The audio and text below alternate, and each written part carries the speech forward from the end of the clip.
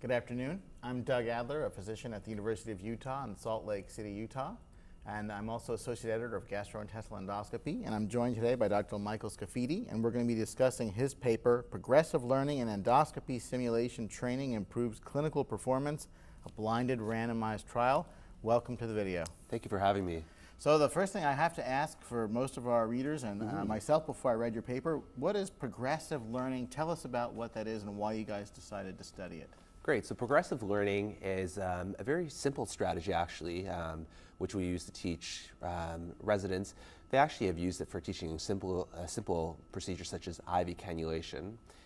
So a study by Bridges, actually from Toronto as well, where I'm from, they basically had students randomized to 3 groups, so progressive learning, high fidelity, and low fidelity.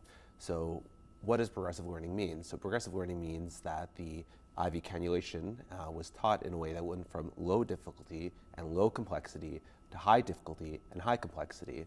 So practically speaking... Like a video game. Like a video game, exactly. Exactly, it got harder over time. So for example, in terms of the complexity, they went from like a simple model, so like maybe like a skin model that just kind of didn't really look realistic, and then moved up to a higher complexity model which looked more realistic. In addition, difficulty increased over time, like in a video game. So what that looks like practically is that, let's say, in your first case, you may have a situation where you don't have many complications, but then as you progress over time, you may have a case that's more difficult in terms of challenges that it presents.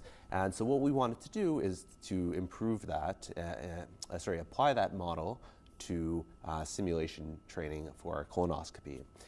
Just a little bit of background, we did publish a previous study looking at a structured comprehensive curriculum in colonoscopy using simulation-based training. And just briefly, what that basically entailed is one group had a structured comprehensive curriculum, or an SCC, wherein they had structured feedback from a teacher as well as lectures, and we compared them to a self-regulated learning group.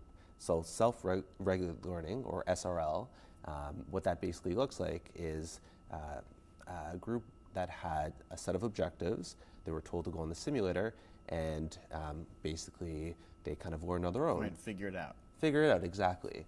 Much like a lot of what we do in medicine, when you have to learn on your own in residency and your fellowship. When we wanted to compare that to a structured learning group, which basically had a teacher present to give feedback as well as lectures. And we found that the clinical performance was better with the SCC compared to the SRL, which is kind of not surprising, given that they had teachers and structured learning. Right, more teaching resulted in better yield. Exactly. And so fast forwarding to this study, what we wanted to do is see if we can improve that previous model that we developed. And you were looking at colonoscopy. Exactly, colonoscopy only. So what we did is we had a similar model that we used in terms of the experiment. We randomized students residents in gastroenterology and GI. Gastroenterology. There weren't some surgeons too? And surgeons, yeah. Gastroenterology and general surgery residents to either a progressive learning group or that SCC group. And so... Can you describe what they got in each arm a little bit? Yeah, absolutely. So the progressive learning group had a progressive learning model applied, as I described. So practically speaking, what that looked like is the first hour of simulation was low complexity. So a low complexity simulator was used. What that was is a box simulator. So this box simulator has been validated for teaching colonoscopy in other settings. And what it is basically a box with 9 slats, as the name implies, and each slat has 9 holes. And it's kind of like a maze, as you have to indicate which of the holes you have to go through. When to scope through the correct progressive hole. Exactly, yeah. And so we had the trainees in the PLC group start on that simulator, and for the first hour of their training, and then within that, we increased the difficulty of the cases. So for example, they, on the first case, would maybe have just to go straight through with a slight turn. But then by the last case, they would have to be doing, twists and turns and so on. And then the remaining 5 hours of their training, they did high fidelity simulation, so basically a virtual reality simulator.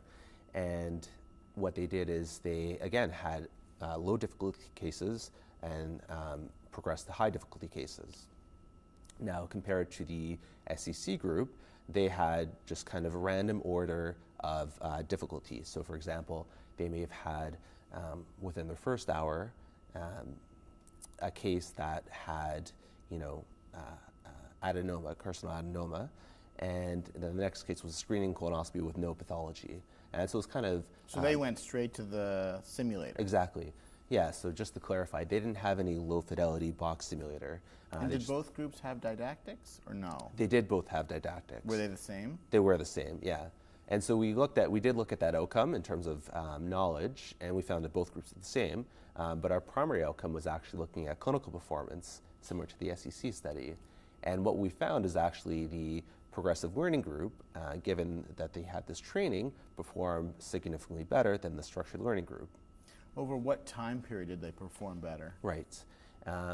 Just to back up a little bit, so their training was spread over the period of 2 days. So they did a pre-test, and then at the first day, and then on the second day, they did a post-test. And then they came back 4 to 6 weeks afterwards to do a retention test on the simulator. And they also did 2 clinical colonoscopies. So that was the period of the transfer that we looked at 4 to 6 weeks afterwards. And so we're kind of looking at like an extended period of time after the training. But in that 4 to 6 weeks, they're still doing procedures clinically, correct? Correct. So we controlled for that.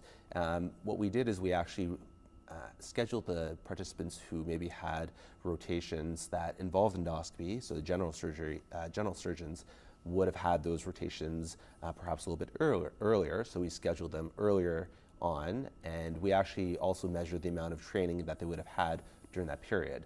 And we present that data as well. Mm-hmm. And so just to reiterate, we found that the progressive learning group did have a better outcome in terms of the clinical performance. And the reason that we think this might be is because there's a framework out there called Challenge Point Framework. And it's an educational theory that basically simply states that as you learn something, you should increase your difficulty over time. And you reach a certain point where you're optimally challenged. They call it the optimal challenge point. And it is kind of a very intuitive idea, but how it applies to our study is that the progressive learning group was increasingly challenged over time, whereas the structured learning group may have been overwhelmed. So they may have had, as I mentioned, a case that was really difficult at the beginning, not known what to have done necessarily. Well, they would have had a teacher there, but they might have been... So there was somebody there. There was somebody there, exactly, in both arms. But that being said, there's still a lot of information that they would have had to have learned in that case, whereas in the progressive learning group, they would have gone from more simpler cases and a more simple model of training at the beginning to more difficult cases and more complex model later on. And so they're able to process information in a very organic and naturalistic way. So have you guys incorporated this into the training program of new incoming fellows and surgery residents? Absolutely, and so this is something that this actually takes place over the course of our annual endoscopic simulation course, and so it's a dual function of what we do. So we have this training program, and we also do research around it. And so in Toronto, we've rolled out this model, and we use it on a regular basis for teaching our residents. It's interesting, people have looked at simulators a long time, greater than 15 years. There have been fairly high fidelity simulators in endoscopy, but they haven't really caught on. Like there's no sort of globally, agreed upon simulator. There are requirements, or it's encouraged at least that fellowships have access to simulation tools. But one thing that's interesting, if you look at a lot of the simulation literature, is the benefit tends to wash out. Like for example, if you take people who underwent simulator training and you compare them to those who didn't, the people who had simulator training tended to do better early on, but usually after a period of, say, 3 months, any differences between the two groups have washed out, and the non-simulator group has essentially caught up. Right.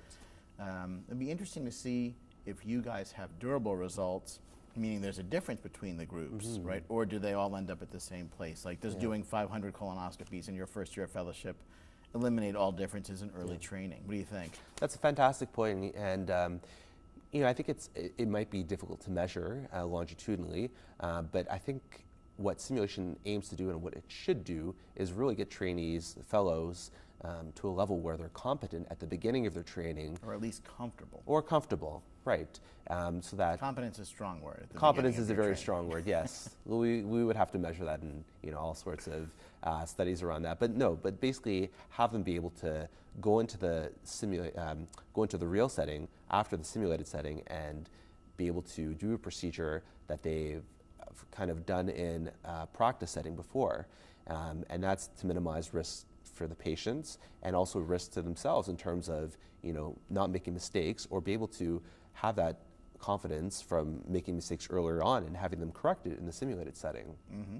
And I think that's really the primary objective of simulation training. I don't think it's really to replace conventional training, which I think is critical, but rather to complement it and to provide early training for those fellows who may not have experience. Any last thoughts on what your next project's going to be based off of this? Yeah, so I think the next study that we are looking at doing is teaching non-technical skills. So non-technical skills, very briefly, are things such as communication, leadership, and so on. And what we want to do is simply see if we can teach them in the simulated setting. Hasn't been done in GI endoscopy before, so that's what we're aiming to do. No, it sounds really good. Well, we'll look forward to it. Great. Congratulations again on your paper. Thank you very much. Thank you, guys.